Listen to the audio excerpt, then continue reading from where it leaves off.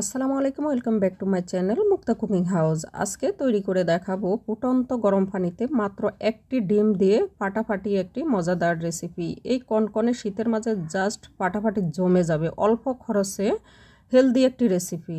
চলুন দেখে নিই। রেসিপিটি তৈরি করার জন্য একটি প্যানের মাঝে আমি 3 কাপ পানি দিয়ে দিচ্ছি, আর কাপটা হচ্ছে 250 ml এর। টোটাল 750 ml পানি দিয়ে দিয়েছি। এখন চুলায় বসিয়ে দিচ্ছি, এদিকে পানি ফুটতে থাকুক। আর অন্যদিকে আমি একটি বাটিতে ম্যাগি থাই স্যুপের একটি প্যাকেট ঢেলে দিয়েছি। এরপরে এর মাঝে দিয়ে দিয়েছি হাফ কাপ পানি দিয়ে ভালোভাবে মিক্স করে নিব। অবশ্যই এভাবে মিক্স করে নেবেন, কোনোভাবেই থাই স্যুপের পাউডারটা ফুটন্ত গরম পানিতে দিবেন না, তাহলে চাকা চাকা হয়ে যাবে, খেতে ভালো লাগবে না। মিক্স করা হয়ে গিয়েছে, সাইডে রেখে দিচ্ছি। অন্যদিকে আমি একটি নিয়েছি হাঁসের ডিমটা ভালোভাবে ফেটিয়ে নিচ্ছি। আপনারা চাইলে মুরগির ডিমও দিয়ে দিতে পারবেন। ভালোভাবে ফেটিয়ে নেবেন যেন দানাদার অংশ বড় না থাকে। পানি ফুটে গিয়েছে, যেই কথা সেই কাজ। এরপরে ফেটিয়ে নেওয়া ডিমটা দিয়ে দিয়েছি আর গরম পানির সাথে মিশিয়ে নিচ্ছি। চুলার আগুন রেখেছি একদম লোয়। এখন এর মাঝে দিয়ে দিচ্ছি স্বাদ অনুযায়ী লবণ, দিয়ে দিচ্ছি হাফ চা চামচ গোলমরিচের গুঁড়া। আপনারা চাইলে কম বা বেশি দিয়ে দিতে পারবেন আপনাদের স্বাদ অনুযায়ী। আবারও নেড়ে চেড়ে দিয়েছি। দিয়ে দেওয়ার পরে এখন এর মাঝে দিয়ে দিচ্ছি আগে থেকে মিক্স করে রাখা থাই স্যুপের মিশ্রণটি। উপর থেকে হালকাভাবে দিচ্ছি এবং চামচ দিয়ে আস্তে আস্তে নেড়ে দিচ্ছি যেন চাকা না হয়ে যায়।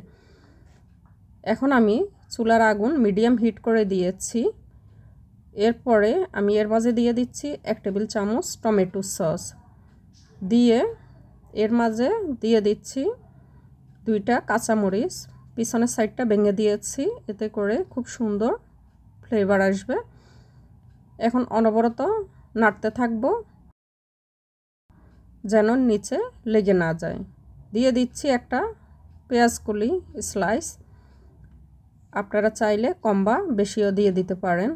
এটা দেওয়ার ফলে টেস্টটা অনেক ভালো আসে। এখন ভালোভাবে ফুটিয়ে নিব 2-3 মিনিট।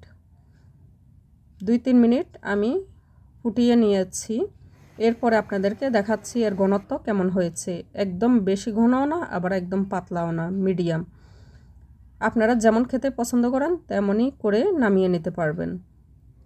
চুলা থেকে নামিয়ে এখন গরম গরম দেখাচ্ছি আপনাদেরকে একটি বাটিতে। দেখেন এর ঘনত্ব কেমন রেখেছি আর দেখতে কেমন হয়েছে। ভিডিওটি ভালো লাগলে প্লিজ একটি লাইক দিয়ে দিবেন। এখন ছোট একটি বাটিতে পরিবেশন করে দেখাচ্ছি। দেখেন কতটুকু ইয়াম্মি হয়েছে। অল্প খরচে বাসায় আপনারা খুব সহজে তৈরি করে ফেলতে পারবেন। এরকমই নিত্য নতুন মজাদার রেসিপি পেতে আমার চ্যানেলটি সাবস্ক্রাইব, লাইক, শেয়ার করে রাখতে পারেন। সবাই অনেক অনেক ভালো থাকবেন। আল্লাহ হাফেজ।